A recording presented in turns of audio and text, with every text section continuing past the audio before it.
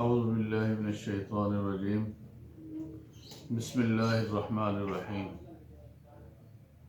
رب اشرح لی صدری ویسر لی امری واحلل عقدۃ من لسانی یفقہوا قولی رب زدنی علما۔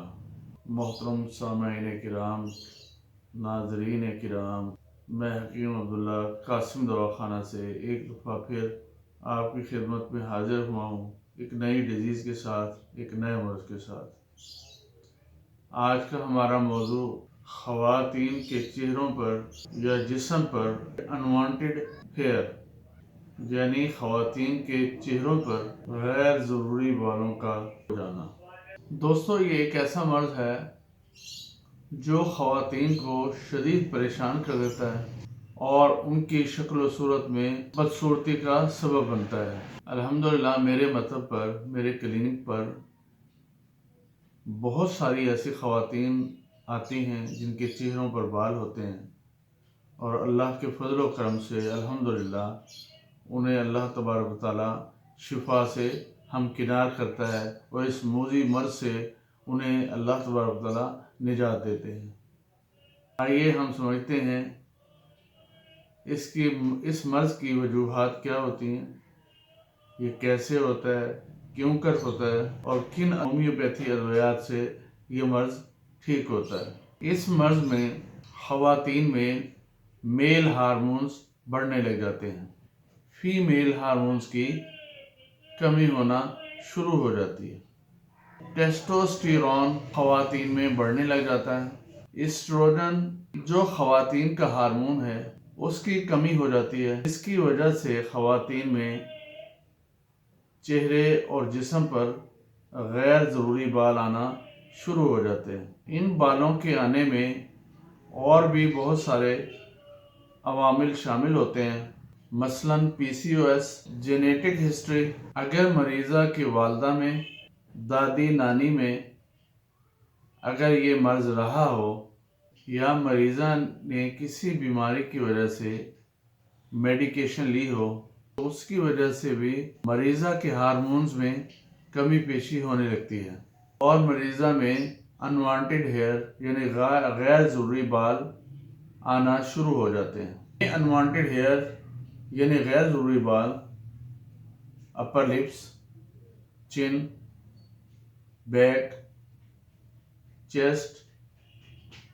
ان ایریاز میں آنا شروع ہو جاتے ہیں۔ خواتین کے وائس یعنی آواز مردانہ طرز کی ہونے لگتی ہے۔ خواتین میں پیریڈ irregular یعنی حیض بے قاعدہ ہو جاتے ہیں۔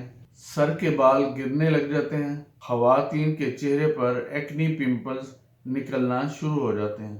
بریسٹ سائز کم ہونا شروع ہو جاتے ہیں۔ خواتین کی باڈی مردانہ ٹائپ کی ہونا شروع ہو جاتی ہے۔ آئیے اب ہم ان ادویات کی طرف چلتے ہیں جن ادویات سے الحمدللہ اس مرض کا قلع کما یعنی خاتمہ ہو جاتا ہے۔ میں اس مرض کے علاج میں ہمیشہ تھوجا 1M سے آغاز کرتا ہوں۔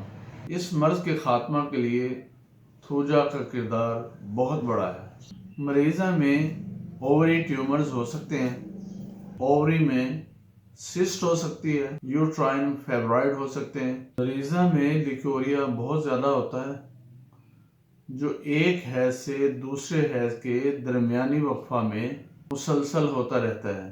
تو اس صورتحال میں تھوجا 1M ایک ماہ بعد ایک خوراک کا استعمال کرائیں۔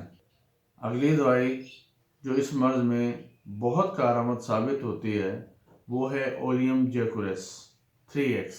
مریضہ کے اپر لپس اور چن پر غیر ضروری بال ہوتے ہیں۔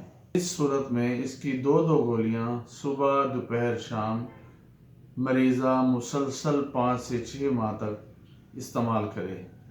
اس دوائی کے استعمال سے انشاءاللہ مریضہ کو اس کے مطلوبہ نتائج حاصل ہوں گے۔ اولیم جیکورس 3X سے اگر خاطر خواہ نتائج نہ ملیں تو اس صورت میں اولیم جیکورس 30 طاقت میں استعمال کرائیں۔ अगली दवाई सीपिया 30 है। मरीज़ा के गालों पर गैर ज़रूरी बाल आना शुरू हो जाते हैं। मरीज़ा अपने ख़ानदान के लिए बहुत केयरिंग होती है, लेकिन किसी सदमे के बाद मेंटल चेंजिंग्स आना शुरू हो जाती हैं। मरीज़ा में हैज़ बेकायदा होते हैं। आज़ाए तनासली का नीचे की तरफ बोझ होता है, जिसकी वजह से मरीज़ा अपनी टांगें एक दूसरे पर रखकर दबाती है, जिससे उसे वक्ती तौर पर तस्कीन मिलती है, यानी सुकून महसूस करती है। इसकी एक मारूफ अलामत नाक और चेहरे पर, खसूसन गालों पर जर्द और भूरे रंग की झाइयाँ होती हैं। मरीज़ा सांवली और दुबली पतली होती है। अगली दवाई नेट्रम उर्बानम है। ख़वातीन में अपर लिप्स बाल आ जाते हैं और ऐसे महसूस होता है कि जैसे मर्दाना मूछें होती हैं। ख़वातीन में खून की कमी होती है। मेंसेस यानी हैज़ बहुत जल्द आते हैं। खातून दुबली पतली और खसूसी तौर पर उसकी गर्दन पतली होती है। मुंह खुश्क होता है। प्यास की ज़्यादती होती है। कब्ज़ और सरदर्द का शिकार होती है। नमकीन खाना पीना बहुत पसंद करती है। अगली दवाई ओफोरिडम है। ये 3x में इस्तेमाल होती है। मरीज़ा में ओवरी सिस्ट हो, यानी बैज़े रहम की रसोली हो और उस खातून में गैर ज़रूरी बाल आ रहे हों, यानी अनवांटेड हेयर आ रहे हों, तो उस सूरत में ये दवाई बहुत अच्छा काम करती है। अगली दवाई फोलिकुलाइनम है, जो कि 30 ताकत में इस्तेमाल होती है। मरीज़ा में अनवांटेड हेयर हों, यानी गैर ज़रूरी बाल हों, जिसकी वजह PCOD का मसला हो, ओवरी फाइब्रॉइड का मसला हो, चेहरे पर एक्नीज होती हैं, हैज़ की बेकायदगी होती है, तो उस सूरत में ये दवाई बहुत अच्छा काम करती है। अगली दवाई कलकेरिया कार्ब है। मरीज़ा सफ़ेद रंगत वाली यानी गोरी चिट्टी मोटी पिलपले जिस्म वाली होती है। इसके सर पर बकसरत पसीना आता है। पाँव बिल्कुल ठंडे रहते हैं। मरीज़ा मेहनत मुशक्क़त बिल्कुल नहीं कर सकती। मेहनत मुशक्क़त करने से इसको फ़ौरन सांस चढ़ जाता है। ठंडी हवा मरीज़ा के लिए नाकाबिले बर्दाश्त होती है और मरीज़ा में कई किस्म की तकालीफ पैदा कर देती है। अगली दवाई ब्रीटा कार्ब 30 है। मरीज़ा में ज़हनी और जिस्मानी तौर पर बोनापन पाया जाता है। मरीज़ा ज़हनी तौर पर डल होती है। मरीज़ा में डेवलपमेंट स्लो होती है। हैज़ 1 या 1.5 दिन रहते हैं। हैज़ से पहले लिक्योरिया होता है और पेट में दर्द होता है और कभी हैज़ की बंदिश भी हो जाती है। मरीज़ा सर्दी से बहुत ज़्यादा मुतासिर होती है। पाँव में बदबूदार पसीना आता है। इसकी ख़ास अलामत जो मैंने नोट की है, हमेशा वो मुझे अलामत मिलती है, ब्रीटा कार्ब मरीज़ा के हाथ और पाँव छोटे होते हैं। ये मेरे मुशाहिदा में अलामतें आई हैं और इस अलामत पर अल्हम्दुलिल्लाह ब्रीटा कार्ब बहुत अच्छा काम करती है। अगली दवाई इग्नेशिया अमारा 30 है। मरीज़ा ओवर सेंसिटिव होती है। मरीज़ा में चेंजेबल मूड होता है, यानी कभी खुश होती है और कभी रोने लग जाती है। मरीज़ा गमगीन होती है, लंबी लंबी सांसें, ठंडी आहें भरती है। अजीब अलामात मिलते हैं। अगर मरीज़ा को गर्मी लग रही हो तो वो कूलर AC नहीं चलाएगी। इसे सर्दी लग रही हो तो कंबल नहीं ओढ़ेगी। अगर इस मर्ज़ में ये अलामात मिलें तो इंशाअल्लाह इग्नेशिया बहुत अच्छा रद्द अमल दिखाती है।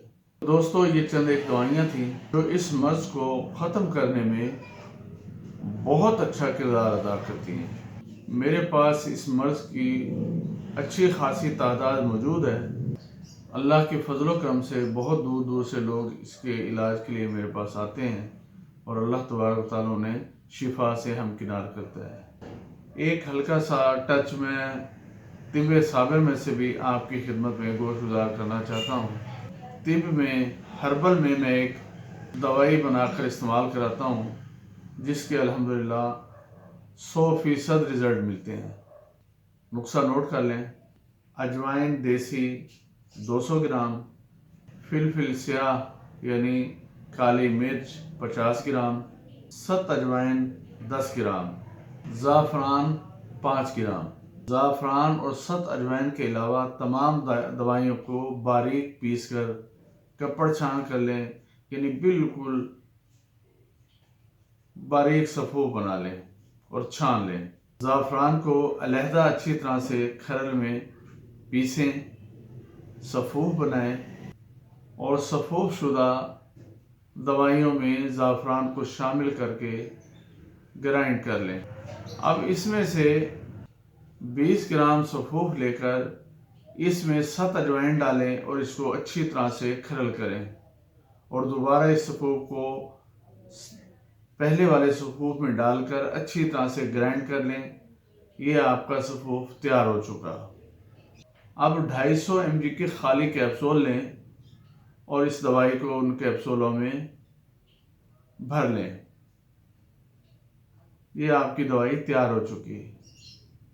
ایک کیپسول صبح، ایک دوپہر، ایک شام سونف اور اجوائن کے قہوے کے ساتھ استعمال کریں۔ یہ نسخہ بہت کارآمد ہے اور بہت اچھے نتائج کا حامل ہے۔ یہ وہ نسخہ ہے جسے لوگ اپنے سینوں میں لے کر قبروں میں چلے جاتے ہیں اور پھر اس طرح سے وہ ہمیشہ ہمیشہ کے لیے معدوم ہو جاتا ہے۔ ساتھیوں، مر جانا ہے، سب کچھ یہی رہ جانا ہے۔ انسانیت کی خدمت کا سوچیں، دکھی انسانیت کو ریلیف دیں۔ ہو سکتا ہے اس چھوٹی سی کاوش سے اللہ تبارک تعالیٰ مجھے اور آپ کو بہت اچھا صلہ دے اور ہمارا ٹھکانہ اگلے جہان میں بہت اچھی جگہ پر لکھ دے۔ تو یہ چند گزارشات تھیں، امید کرتا ہے آپ کو پسند آئی ہوں گی۔ آئیں ہم سب مل جل کر دکھی انسانیت کے لیے اپنے سینوں سے راز نکالیں اور اپنے تمام اطباء اکرام کے سامنے رکھیں تاکہ یہ فن ختم ہونے سے بچ جائے۔ اگلی ویڈیو میں انشاءاللہ ایک نئی ڈیزیز کے ساتھ، ایک نئے مرض کے ساتھ ملاقات ہوگی۔ تب تک کے لیے السلام علیکم ورحمۃ اللہ وبرکاتہ۔